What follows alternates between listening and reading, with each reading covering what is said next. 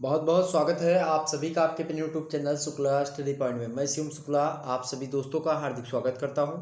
दोस्तों, आज का वीडियो बहुत ही ज़्यादा महत्वपूर्ण होने वाला है आप लोगों के लिए, क्योंकि आज के वीडियो के अंतर्गत हम बात करेंगे सिद्धार्थ नगर विश्वविद्यालय का पेपर हुआ है, सिद्धार्थ यूनिवर्सिटी का। और सिद्धार्थ यूनिवर्सिटी का प्लेस्तु, तो उसका पेपर हुआ है किसका, हिंदी साहित्य का। और हिंदी साहित्य में जो पेपर का नाम है वो आपके क्या नाम है, हिंदी काव्य। तो हम जानेंगे कि आखिरकार इसमें कैसे कैसे प्रश्न पूछे गए थे, और जानेंगे क्या कि ऐसे प्रश्न नहीं होंगे कि जो जिनसे आप अवगत नहीं होंगे। सारे के सारे प्रश्न मॉडल पेपर से भी आए हैं। आपने देखा, हमने डॉक्टर राम मनोहर लोहिया अवध विश्वविद्यालय का सारा प्रश्न फंसा दिया। आप देखेंगे जो है चंद्रशेखर बलिया, जननायक चंद्रशेखर बलिया विश्वविद्यालय का सारा फंस गया था। आप देखेंगे डीडीयू का अधिकतर आया, पूरा का पूरा ऑब्जेक्टिव जो था लिखित वाला तो पूरा का पूरा आ गया। ऑब्जेक्टिव में सारे के सारे लगभग पूछे गए थे, लगभग 70% प्रश्न वहीं से आए थे। वहीं बात की जाए कानपुर विश्वविद्यालय का पूरा पेपर आया था, हमने सॉल्व भी करवा दिया। आप देखेंगे वहीं अभी जो है वीर बहादुर सिंह पूर्वांचल विश्वविद्यालय, उसका भी हमने पूरा का पूरा पेपर सॉल्व करवा दिया, सबका सब आया था। तो आप देखेंगे लगभग 5 विश्वविद्यालय यही हो गए। और ये भी 6वां विश्वविद्यालय सिद्धार्थनगर विश्वविद्यालय कपिलवस्तु का पेपर हुआ है। अब इस पेपर को मैं आपको दिखाने का प्रयास कर रहा हूँ, और जानते हैं कि आखिरकार कैसे कैसे प्रश्न आपकी परीक्षा में जो है आए थे। और आप देखिएगा कि, और फिर ये भी देखिएगा कि कितने प्रश्न आपके मॉडल पेपर से आए थे, सारे के सारे लगभग। ओके, चलिए देखते हैं। बीए फर्स्ट सेमेस्टर एग्जामिनेशन 2021-22 का है, नई शिक्षा निधि के तहत पेपर हो रहा है आपका। ठीक है, हिंदी काव्य का ये पेपर है। बात की जाए जो है टाइम टेबल, तो 3 मतलब कि टाइम आपको 3 आवर्स का दिया गया है, मैक्सिमम मार्क्स के 75 है।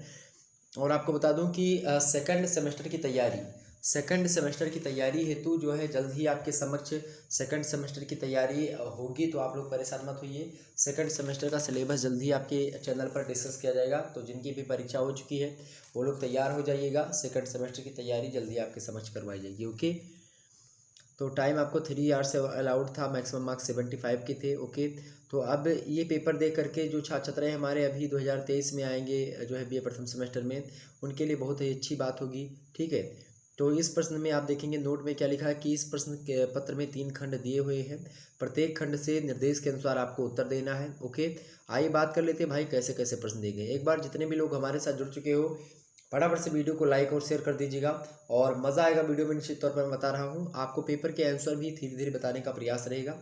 ओके, शुरुआत में खंड का की बात की तो खंड का से आपसे जो है पूछा, खंड का में निर्देश क्या दिया गया है कि निम्नलिखित अवतरणों में से किन्हीं 3 की संदर्भ आप व्याख्या कीजिए। और आपको बता दूं जो 3 आपको व्याख्या करने के लिए आया है, तो आपको बता दें कि इनमें से एक आध दो ऐसे आए हैं जो कि आपको हमने नहीं पढ़ाया था, और जो हमने सिलेबस बताया था उस सिलेबस से भी जो है 2-3 चीज़ें, मतलब 2 ऐसे पद्य आए हैं जो कि भिन्न हैं। लेकिन बात की जाए वो भी आपको पता ही होंगे, उन्हें कभी तो वही है। ठीक है, एक अयोध्या सिंह उपाध्याय हरिओद का आया है और एक पंत का आया है। ओके, ये बात ध्यान रखेंगे।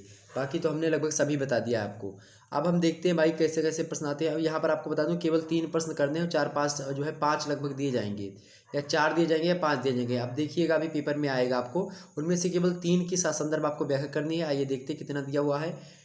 यहाँ पर देखेंगे 3 प्रश्न आप करेंगे तो कितना नंबर मिलेगा आपको, 1 प्रश्न करेंगे 9 नंबर का प्रश्न है व्याख्या वाला, ये बात ध्यान रखेंगे। पूरी की पूरी व्याख्या हमने आपको पढ़ा रखी है, आप लोगों ने देखा होगा। ठीक, तो 27 नंबर आपको मिल जाएगा व्याख्या से।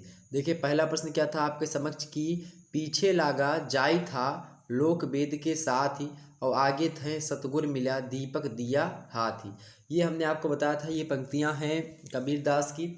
और कबीरदास की बात की जाए तो ये पंक्तियां हैं जो है गुरुदेव को अंग से। और आपको हमने बताया था कि कबीरदास पुस्तक के संपादक हैं डॉक्टर श्याम सुंदर दास, और श्याम सुंदर दास ने ही लिखा है इन पंक्तियों को। ठीक है, तो ये था कि पीछे लागा जाय था लोक वेद के साथ, कबीरदास कहते हैं। इसमें क्या आप प्रसंग में क्या लिखेंगे, इसमें संदर्भ में क्या लिखेंगे। संदर्भ में आप लिखना था कि आपको कि प्रस्तुत पंक्तियां संत काव्यधारा के कबीरदास जी द्वारा रचित बीजक के साखी से ली गई है, आप ऐसे लिख देंगे। या जिसके संपादक कौन है भाई, जिसके संपादक, आप संपादक का नाम भी अगर पता हो तो डॉक्टर श्याम सुंदर दास हैं, अगर नहीं पता तो कोई बात नहीं है। ठीक है, चलिए, तो ऐसे लिख सकते थे। प्रसंग क्या है इसका, प्रसंग में आप लिखते कि गुरु के ज्ञान को सांसारिकता एवं अज्ञान के अंधकार को मिटाने वाला बताया गया है इसमें इन पंक्तियों में। व्याख्या में आप लिखेंगे क्या, कि पीछे लागा जाए था, अर्थात मैं एक अर्थ बता रहा हूँ, इसका अर्थ ऑलरेडी हमने बता दिया, लेकिन फिर से एक बार सुन लीजिए आप। पीछे लागा जाए था लोक वेद के साथ, अर्थात मैं अभी तक किसके पीछे लगा हुआ था? लोक रीतियों के पीछे लगा हुआ था, वेद के साथ लगा हुआ था, इनके साथ लगा हुआ था अभी तक जो है मेरे अंदर, लेकिन मेरे अंदर का जो अंधेरा है वो नहीं मिट पाया था कि आगे थे सतगुरु मिला। और जब मुझे आगे चल करके क्या मिले भाई? सतगुरु मिले, अर्थात गुरुदेव मिले। उसके बाद में क्या हुआ? दीपक दिया हाथ, उन्होंने हमारे हाथ में दीपक दिया। कहने का मतलब ये है कि हमारे अंधकार, जो अंधकार रूपी अज्ञान था, उससे ज्ञान रूपी प्रकाश दे करके हमारा मार्गदर्शन किया। ऐसा कबीरदास कहते हैं। कबीरदास जी कहते हैं, आप लिखेंगे क्या? लिखेंगे कि मैं बिना किसी सोच विचार के सांसारिकता एवं धर्म ग्रंथों को क्या करता रहा? आत्मसात करता रहा। और उसके करने से क्या किया? उसी के मार्ग पर मैं चलता रहा, अनुकरण करता रहा। और आगे जा कर के हमको कौन मिल गए? सतगुरु मिल गए। और उन्होंने ज्ञान रूपी दीपक जो है मेरे हाथ में दे दिया, जिससे मेरी अंधानुकरण की प्रवृत्ति जो है वो समाप्त हो गई और मैं हर एक कार्य सोच विचार करके करने लगा। आप ऐसे लिख सकते थे। विशेष में आप एक आध दो बातें डाल देते तो आपको एग्जामिनर अच्छा नंबर दे देता।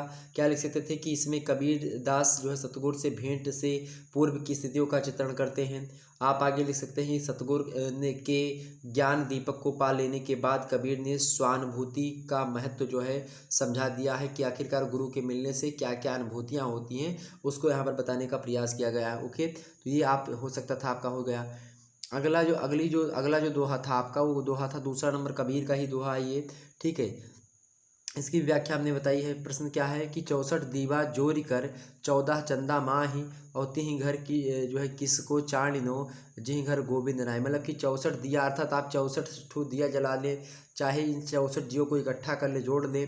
14 चंदा माए, चंद्रमा की जो कलाएँ होती, 14 कला से चंद्रमा, अर्थात 14 चंद्रमा जो है जिनकी जितनी कलाएँ हैं, लय पूर्णिमा से लेकर के और परिवार तक सारी की सारी चंद्रमा की जो है आकार होता है, उन सभी के जो है क्या मिला ले भाई?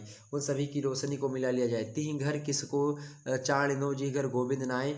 उस घर में कभी भी उजाला नहीं होगा जिस घर में क्या नहीं होगा भाई? सतगुरु नहीं होगा। कहने का मतलब है कबीरदास इसमें कहते हैं, इसमें प्रसंग में लिखेंगे कि निर्गुण ब्रह्म की महिमा बताई गई है।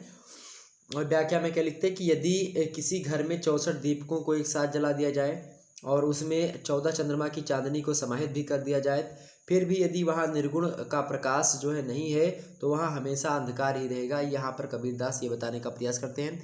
विशेष में एक आध दो बातें आप डाल देते तो अच्छा होता। क्या कि इस साखी में घर का आशय शरीर से बताया गया है। दूसरी बात क्या है कि यदि किसी व्यक्ति को 64 कलाओं और 14 विधाओं का ज्ञान हो और उसमें ईश्वरीय प्रकाश का अगर अभाव है तो वह व्यक्ति क्या है? निर्मूल्यवान है। उस व्यक्ति का कोई मूल्य नहीं है, वो महत्व तो उसका नहीं है, वो महत्व तो क्षीण ही व्यक्ति है। ओके, तीसरा आप डाल सकते थे कि कबीरदास ने ज्ञान और भक्ति के जो है अभिन्न तत्व को यहाँ पर दर्शाने का प्रयास किया है। बस इतना हो सकता था आपका।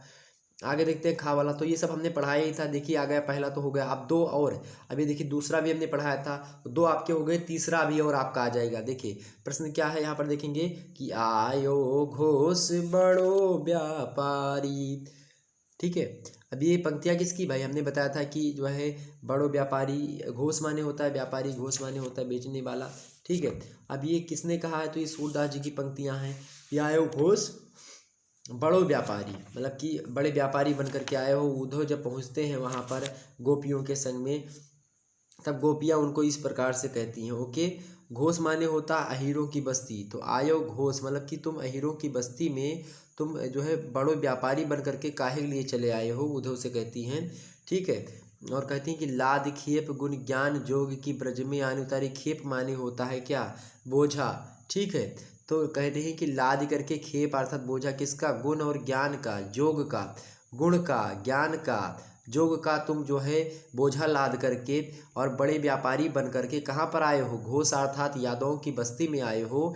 और ब्रज में आन उतारी मतलब कि तुम ब्रज में आकर के इसको उतार दिए हो।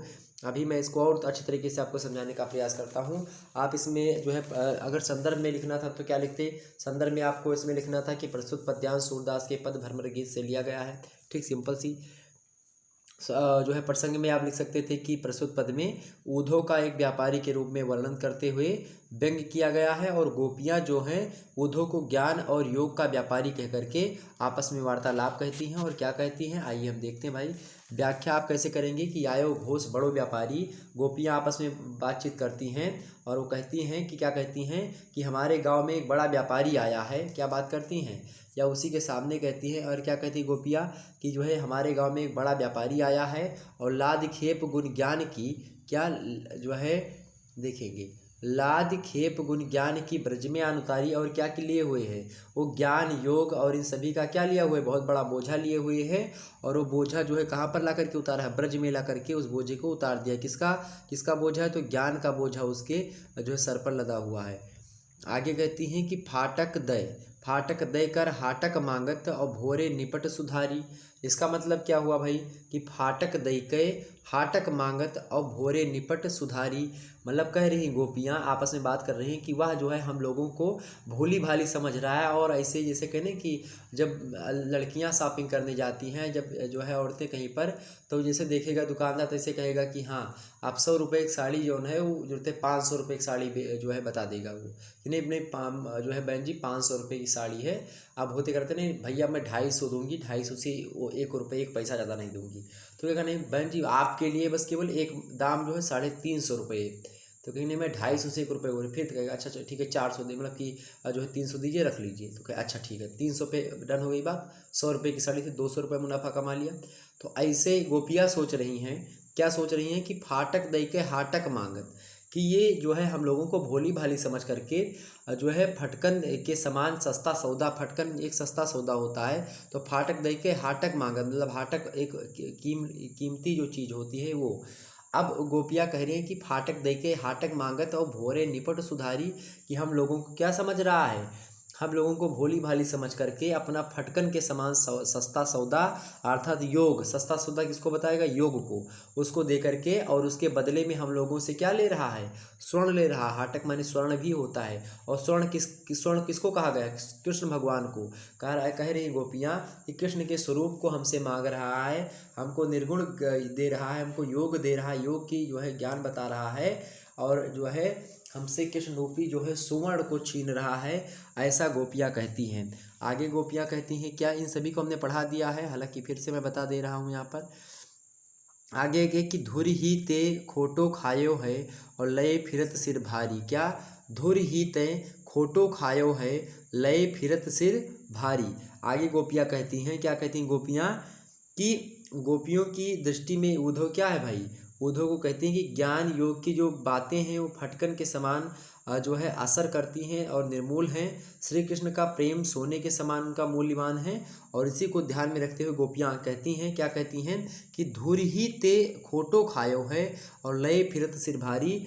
गोपियाँ कहती हैं, क्या कहती हैं कि इस व्यापारी ने ऐसे सामान को ले रख करके प्रारंभ से ही जो है हानि उठाई है कि धुर ही ते खोटो खायो है। खोटो माने होता है हानि की, मतलब कि इसको घाटा लगेगा। लय फिरत सिर भारी मतलब कि सिर पर भारी गट्ठर लिए हुए है, योग की ज्ञान की इन सभी की फर्जी घूम रहा है। ये इसका बिकता उगता नहीं होगा, कुछ ज्ञानवान न कोई खरीदता होगा, और फर्जी व्यापारी बन करके घूम रहा है। इससे अच्छा तो भैया ये सौदे, इसका जो सौदा कैसा होगा, सौदा इसका मंदा पड़ गया, अर्थात इसको मुनाफा नहीं मिला, घाटा लग गया इसका। आगे गोपियाँ कहती है कि जो है इनके कहे कौन जो है ढहकावे ऐसी कौन जानी। कहीं इनके कहने से मतलब कि ऊधो को कहती हैं गोपियाँ कि इनके कहने से कौन जो होगा, दुनिया में सभी लोग जो है अपना हित और अनहित जानते हैं, तो अब इनके कहने पर ऐसा कौन मूर्ख होगा जो इनके कहे में आकर के जो है अपने आप को ठगाएगा। क्योंकि ये खुद भी ठगा हुआ है तो लूटेगा जरूर, क्योंकि ये पहले से लूट गया है, और जो व्यक्ति पहले से लूट गया है वो दूसरों को भी लूटने का प्रयास करेगा।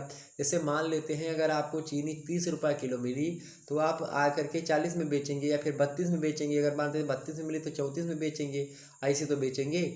तो वही गोपियाँ कह रही कि अपना ही मुनाफा नहीं पाया है, वैसे ही 30 रुपये का सामान लाया है और 28 में 25 में कौन नहीं खरीद रहा है। तो काहे के लिए जो है हम लोग इसके जो है चक्कर में पड़े, जब हमारे पास जो है पूर्ण रूप से जो है पूरे चीनी की चीनी मिली पड़ी हुई है।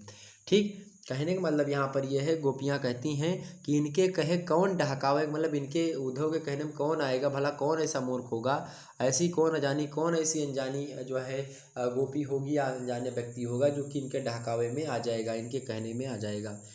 आगे कहते हैं कि अपनो दूध छाड़ को पीवे खार कूप के पानी। गोपियाँ उदाहरण के व्यंग्य के तौर पर कहती हैं, क्या कहती हैं कि अपनो दूध छाड़ को पीवे, कि अपने दूध को छोड़ करके कौन ऐसा होगा जो कि खार माने खारा, कूप माने कुआं, को पानी मतलब कि कुआं के पानी को, खारे कुएं को पानी को कौन पिएगा, किसको छोड़ करके, अपने दूध को, अर्थात दूध को छोड़ करके ऐसा कौन मूर्ख होगा, दुनिया में कौन ऐसा मूर्ख होगा जो कि अपने दूध का त्याग करके खारे कुएं का पानी जो है कोई जो है पीना पसंद करेगा, अर्थात कोई खारे कुएं का पानी नहीं पिएगा। मतलब कि भगवान श्री कृष्ण के प्रेम को भुला करके कौन ऐसा होगा कि जो निर्गुण निराकार ब्रह्म की उपासना करेगा और उसको जो है स्वीकार करेगा, ऐसा गोपियों का कहना यहाँ पर है।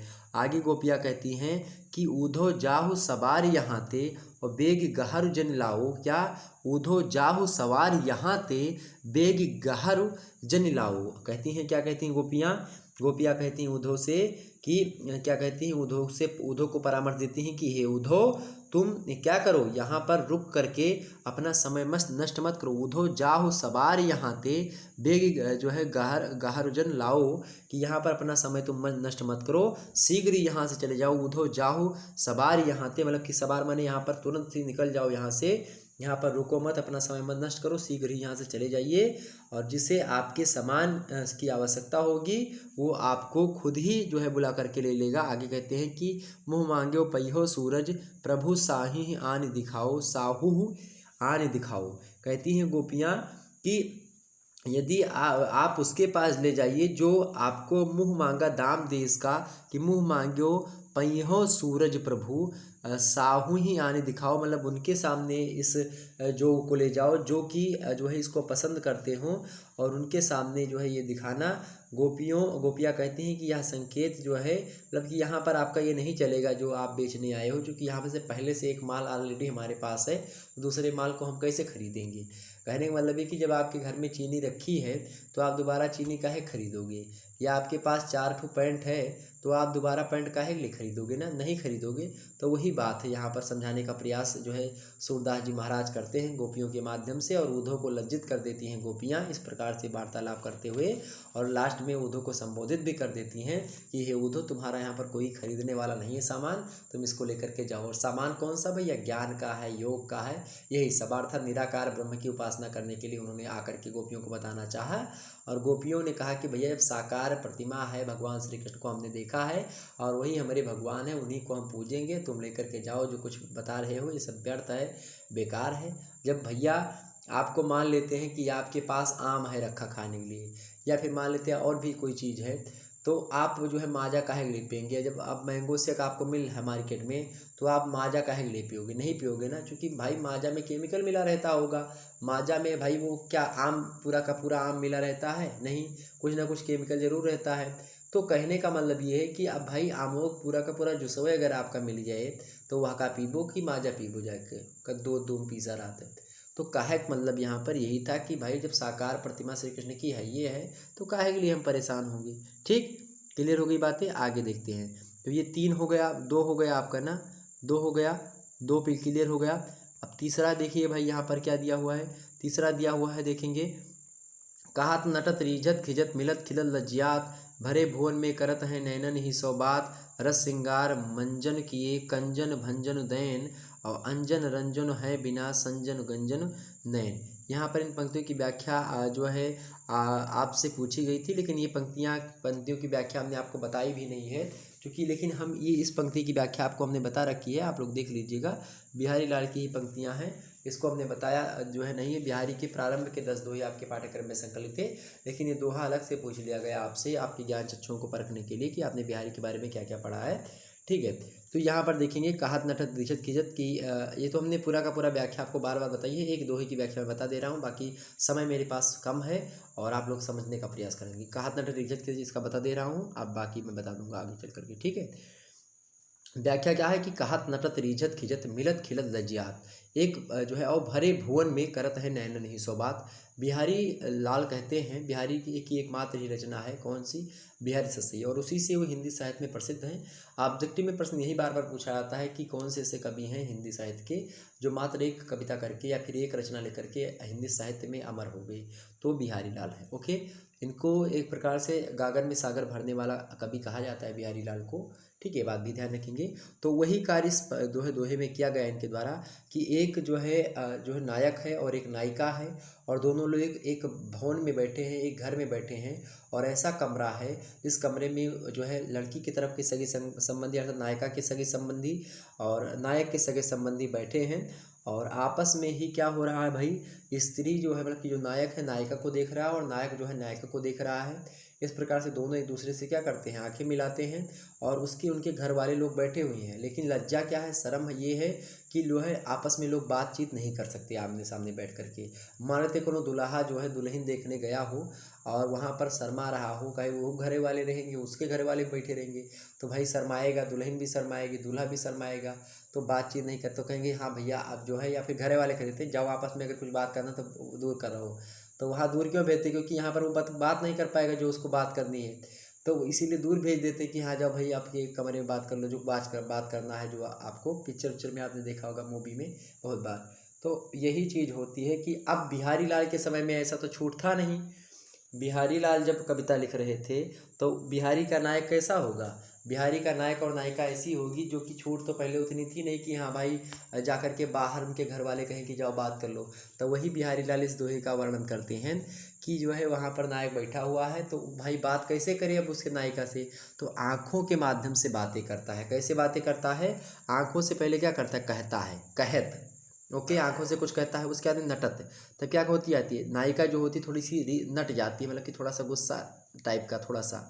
उसके बाद में क्या होता है, ये जो होता है नायक जो होता है वो रिझाने का उसको प्रयास करता, थोड़ा सा कान वान पकड़ता होगा कि हाँ भाई माफ़ कर दो, ठीक है। तो फिर खिंच जाती है, खिंच माने होता है कि थोड़ा सा खुशी हो जाती है कौन, नायिका, ओके, थोड़ा सा खुश जाती है कि हाँ भाई सॉरी बोल दिया। लड़कियों से खास करके आप सॉरी बोल दो तुरंत पहले से ही, या फिर जो है आपकी शादी हुई तो अपनी जो है पत्नी से अगर आपने सॉरी बोल दिया, आज के परिप्रेक्ष्य की बात कर रहा हूँ, तो वो ज़्यादा प्रसन्न होगी और आपको एक प्रकार से सोचिए कि झगड़ा कभी नहीं होगा, ठीक। तो ये चीज़ होती है। तो कहत माने कहता है पहले, उसके बाद थोड़ा सा रीच मतलब थोड़ा सा गुस्सा हो जाती है, फिर मनाता है वो, तुरंत क्या हो जाती है भाई, वो खिंच जाती है, मतलब कि फिर खुशी हो जाती है। उसके बाद फिर से नयन मिलते हैं अर्थात मिलत, फिर क्या हो जाए, दोनों लोग आपस में खिलखिला करके हंसते हैं, मतलब कि आँखों के माध्यम से। उसके बाद में क्या होता है, लज्जियात, फिर उसके बाद में दोनों लोगों का जो है लज्जा आ जाती है, दोनों लोग आपस में फिर जो है सारी चीज़ें करने के बाद में आंखें जो है फिर नीचे कर लेते हैं, शर्मा जाते हैं, और इसी प्रकार से नाना प्रकार की बातें जो है आँखों के माध्यम से ही बिहारी के नायिका और नायक जो है कर लेते हैं। तो इस प्रकार से इसकी व्याख्या हो गई, ओके। तो भरे भुवन में करत हैं नैन नहीं सौबात, इसी प्रकार से भरे भुवन में नैनों के माध्यम से सारी की सारी मतलब कि नैनों नहीं करत हैं सब बात, नैनों जो है भरे भुवन में करते हैं नैनों नहीं सौ बात, ठीक है, 100 से अधिक बातें, या फिर सब बात माने कि सारी की सारी बातें जो है करते, कहीं कहीं पर 100 बात लिखी रहती है, लेकिन 100 बात का मतलब कि यहाँ पर नहीं सब बात होगी, ओके। तो इस प्रकार से इसकी व्याख्या थी। बाकी आगे पंक्ति दी हुई है, सभी की व्याख्या मैं आगे चल करके देखने का प्रयास करूँगा। हालांकि देखते मेरे पास टाइम उतना ज़्यादा नहीं सेकंड ईयर वालों की तैयारी करवानी है, ठीक है। मैं सेकंड सेमेस्टर की तैयारी आपके लिए करवा दूंगा, सेकंड सेमेस्टर का सेकंड का ईयर का पेपर लगा हुआ, तो उनके लिए तैयारी जरूरी है। आइए देखते हैं अगला प्रश्न यहाँ पर देखेंगे कि इस धारा सा ही जग का क्रम, शाश्वत इस जीवन का उद्गम, शाश्वत है गति शाश्वत संगम, शाश्वत नभ का नीला विकास, शाश्वत रसिका यह रजत हास, और शाश्वत लघु तरंगों का विलास, हे जग जीवन के कर्णधार, चिर जन्म मरण के आर पार, शाश्वत जीवन नौका विहार। किसकी है ये नौका विहार कविता है, किसकी है, सुमित्रानंदन पंत की है। प्रकृति के सुकुमार कवि कहे जाते हैं, बड़े फेमस कवि हैं, प्रकृति के चतुर कवि हैं, हमेशा से उसकी व्याख्या करने में सक्षम रहते हैं। प्रकृति का मानवीकरण हुआ, प्रकृति का एक प्रकार से बात की, इतना अच्छा चित्रण किसी हिंदी साहित्य के कवि ने नहीं किया जितना किसने किया, सुमित्रानंद पंत जी ने किया है, ओके। आगे देखते हैं अगला पंक्ति क्या पूछी गई थी भाई, अगली पंक्तियाँ देखेंगे। अच्छा वही है कि मैं भूल गया अस्तित्व ज्ञान, जीवन का यह शाश्वत प्रमाण, करता मुझको अमृत दान। ये इतनी पूरी पंक्तियाँ थी, ओके।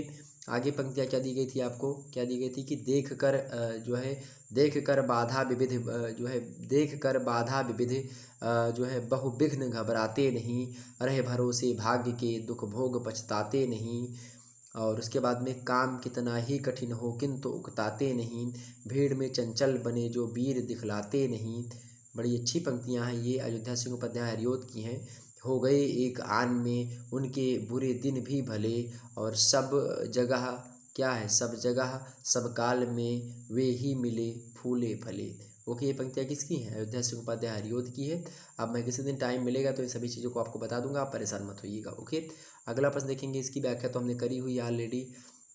देखिए अब 3 आपका मिल गया, 2 की व्याख्या हमने शुरुआत में बता दी और ये तीसरा की व्याख्या है, देख लीजिए। और बिहारी लाल वाले मिल गए आपका, देखिए 4-4 मिल रहा है ना, तो ये अब मतलब उसको 2 की करने की आवश्यकता नहीं, जब 3 ही करना था आपको इसमें से। देखें क्या देखें कि यह दीप अकेला स्नेह भरा है, गर्भ भरा मदमाता पर, इसको भी पंक्ति को दे दो तुम। इसकी व्याख्या हमने आपको बताई है। और यह आगे देखें क्या है कि यह जन है गाता गीत जिन्हें फिर कौन और गाएगा, पंडुब्बा ये मोती सच्चे फिर कौन कृति लाएगा। कुमार विश्वास जी ने इसको बहुत अच्छे तरीके से गाया है और मज़ा आ जाता है उसको। मैं बार बार कम से कम 10 बार सुन चुका हूँ इस पंक्ति को, कि क्या पंक्तियाँ हैं कि यह दीप अकेला स्नेह भरा है, गर्भ भरा मदमाता पर, इसको भी पंक्ति को दे दो तुम। यह जन है गाता गीत जिन्हें फिर कौन और गाएगा, पनडुब्बा ये मोती सच्चे फिर कौन कृति लाएगा। यह समिधा ऐसी आग हठीला बिरला सुलझाएगा या फिर सुलगाएगा। ये अद्वितीय यह मेरा यह मैं स्वयं विसर्जित। ये पंक्तियाँ किसकी है, ये है शायद किसकी हैं भाई ये पंक्तियाँ, निराला जी की होंगी या जो है अज्ञे की हैं ये पंक्तियाँ, या दीप अकेला स्नेह भरा, ठीक है, ये अज्ञे की हैं। ओके, ये पंक्तियाँ किसकी भाई, ये पंक्तियाँ आपकी अज्ञे जी की हैं। ओके, ध्यान रखेंगे, आगे बढ़ते हैं। यह दीप अकेला पंक्ति कविता के नाम ही है।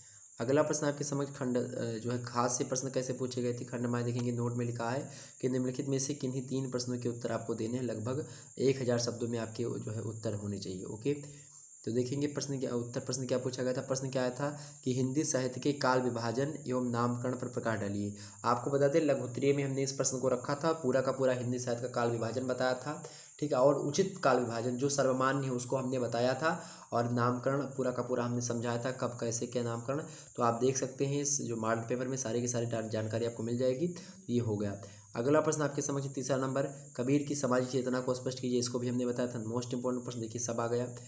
अगला प्रश्न देखिएगा मॉडल पेपर में हमने ये भी रखा था, चौथा नंबर प्रश्न क्या था, ये भी हमने रखा था कि तुलसी का काव्य जो है समन्वय की विराज चेष्टा है, ये कथन है, और इस कथन की आपको समीक्षा करनी थी। मोस्ट इंपॉर्टेंट प्रश्न है, लगातार परीक्षा में प्रश्न आता है यहाँ से, तो ये प्रश्न पढ़ लीजिएगा।